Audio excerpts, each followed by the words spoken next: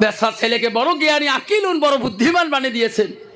ছেলে ডিগ্রির কোনো বাকি নাই, রাস্তা দিয়ে বাড়ি আসতেছে, একদম আলেম বয়ান করতেছে কাল কিয়ামতের ময়দানে একদল মানুষ হাসুর ময়দানে আল্লাহ দরবারে মূর্খ হয়ে দাঁড়ায় থাকবে, যারা দুনিয়াতে যার একটা এলেমের খরচ থাকবে না।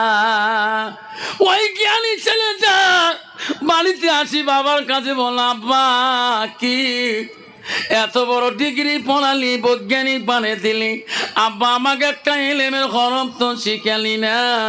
আব্বা আমি হাসুরের ময়দানে মূর্খ হয়ে থাকবো, আব্বা আমাকে কোন বিদ্যা তুমি শিখিয়ে দিলি? আব্বা গো, যদি কোনোদিন আমাকে বিয়াও দাও, আমাকে একটা কোরআন পড়াওয়ালা আমি দিয়ে বিয়েও দিবা, আমি তার কাছে কোরআন শিখবো, আমি এলেম শিখবো, আমি মূর্খ হব না। নাই থাকবে। আল্লাহ রাসূল বুখারী প্রথম নম্বর হাদিসে বলেছে, যাই যেটা নিয়ত করবে আল্লাহ তার সেটাই মনের আশা পূরণ করে দেবে। বৈজ্ঞানিকের বাবা চিন্তাই পড়লো, আমার ছেলে এত বড় ডিগ্রিওয়ালা, আজকে কোরআন পানেওয়ালা মেয়েকে বিয়ে করতে চায়। ছেলের বাবা খোঁজে রে, কোরআন পানেওয়ালা মেয়ে কোথায় পাবে গো, কোথায় সুন্দরী মেয়ে পাবো কোরআন পানেওয়ালা? একদিন 2 দিন চলে গেল, 3 দিনের বেলা খুঁজতে হয়ে গেল। একটা লোক বলো, চাচা আপনি প্রায় গ্রামে আসেন গো, কোথায় যান? কয়েছে বাবা রে, আমার ছেলেকে বিয়ে দেবো, বড় বৈজ্ঞানিক জ্ঞানী মানুষ, আমার একটা কোরআন পানওয়ালা মেয়েকে লাগে।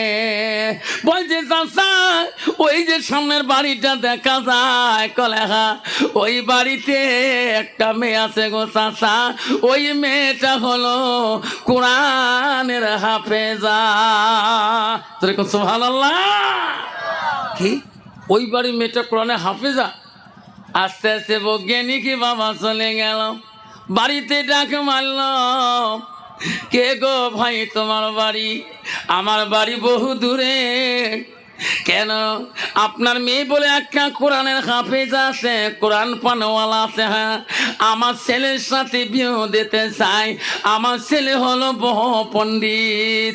মেয়ের বাবা বলল ঠিক আছে ভাই, আমার মেয়েকে তুমি দেখো। ছেলের বাবা যখন মেয়েটাকে জিজ্ঞাসা করল, মা তোমার নাম কি? মা তোমার ডিগ্রি কতটুক? মেয়েটা উত্তর দিল, চাচা গো আমার দুনিয়াতে কোনো দুনিয়ার ডিগ্রি নাই, আল্লাহ কোরআনের মধ্যে 6666টি আয়াত আছে, এই কোরআনে 114টা সূরা আছে গো চাচা, আমি কোরআনটা মুখস্থ করেছি। এই 6666টি আয়াতটাকে, যে আয়াতটাকে আমাকে ধরবেন আমি সেই আয়াত পড়ে দেব। সুবহানাল্লাহ। কোন তো বাবা, ছেলের বাবা তো কোরআন শরীফ পড়বে পায় না, ওই কোন আয়াত ধরে আরো পাবে ধরবে। লাস্টে ছেলেকে যা বলছে, বাবা আমার মেয়ে পাশিবা বৌমা কোরআনের হাফেজা। যেরকম সুবহানাল্লাহ।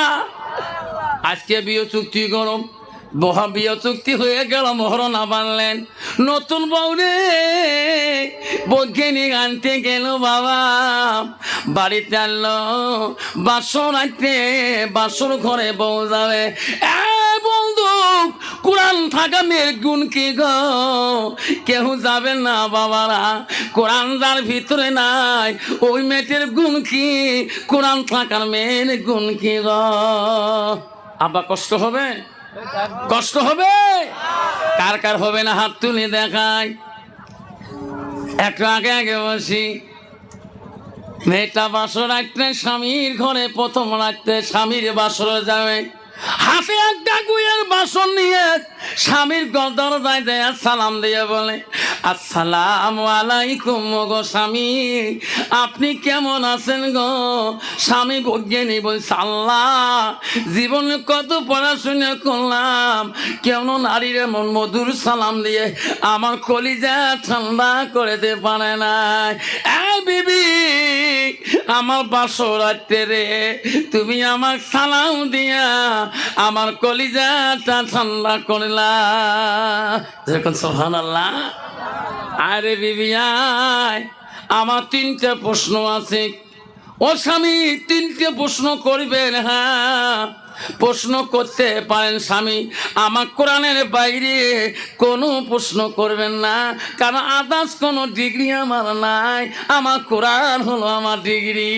নাই দেখবে বৈজ্ঞানিক বলছে, বিবি 1 নম্বর প্রশ্ন হলো, আমি যে তোর স্বামী হইলাম তোমার কাছে কেমন লাগলো?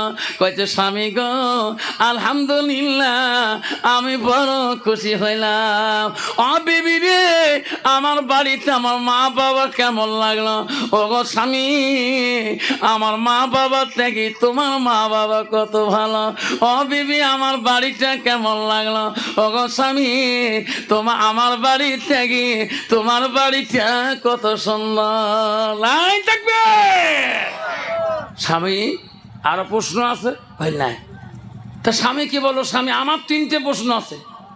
বৈজ্ঞানিক কয়, একটা হাফেজ পড়া মেয়ে খালি কোরআন শরীফ পড়া হয় জানে, এর কি প্রশ্ন করবে? কর, যা করবো তাই উত্তর দিন। কয় যে, স্বামী গো 1 নম্বর প্রশ্ন হলো, আপনার জীবনে লাভ স্টোরিতে যত কিতাব পড়েছেন গো স্বামী, সমস্ত কিতাব যদি একত্র করা হয়, পালা করা হয়, কোন কিতাবটা তোমার জীবনের কিতাবের উপরে রাখিলে আল্লাহ খুশি হয়ে যাবে, আল্লাহ রসুল খুশি হয়ে যাবে, সেই কিতাবটার নাম বলে? বৈজ্ঞানিক চিন্তা করলো, আল্লাহর কোরআন পৃথিবীর সব কিতাবের বড়, সব কিতাবের উপরে রাখিলে আল্লাহ খুশি হয়ে যায়। থাকবে বিবি রে, সেটা হলো আল্লাহর কোরআন। স্বামী সঠিক হয়েছে। দ্বিতীয় প্রশ্ন, ওগো স্বামী, পৃথিবীর তোমার সব কিতাবের নিচে কোন কিতাবটা রাখিলে আল্লাহ নারাজ হয়ে যাবে, রসুল গুসা হয়ে যাবে? বলছে বিবি, সেটা হলো আল্লাহর কোরআন। কোরআন কোনোদিন কোনো কিতাবের নিচে যায় না। থাকবে স্বামী, আমি যে কোরআনে হাফেজা, আমি যে কোরআনে পড়ি, ও গো স্বামী, কোরআন তো নিচে যায় না। কোরআন কোনোদিন নিচে যায় না। ওগো স্বামী বলুন, ওগো স্বামী, এখন আপনি আমার কথা মতে চলবেন না আমি তোমার কথা মতে চলব? বৈজ্ঞানিক বলল, বিবি রে, ওরে বিবি, উত্তর দিয়ে দেব, তোমার বিয়ে রাত্রে তোমার বাবা একটা কোরআন হাতে দিয়েছে, ওই কোরআনটা আমার হাতে দাও, আমি সব উত্তর দিয়ে দেব। বিবি বলছে, না গো স্বামী, আপনি পাক না পাক, আল্লাহর কোরআন তোমার হাতে দেওয়া যাবে না। আপনি উজু করে আসেন, পাক হয়ে আসেন, আমি তোমার হাতে কোরআনটা দেব। বৈজ্ঞানিক উজু করে আসি, বিবির কাছে দাঁড়াল, বিবি রে, উজু করলাম, পাক হয়ে গেলাম, তুমি কোরআনটা দাও। ওই বৈজ্ঞানিক হাতে কোরআনটা নিয়ে চোখের পানি ছাড়িয়ে দিয়ে বললেন, বিবি রে, খোদার কসম করি বললাম রে বিবি, যতদিন পর্যন্ত তোর মতন কোরআনের হাফেজ হব না, অতদিন এই বাড়িতে এলায় আসবো না। তুমি থাকো রে বিবি, আমি চলে গেলাম কোরআনের হাফেজ হইতে।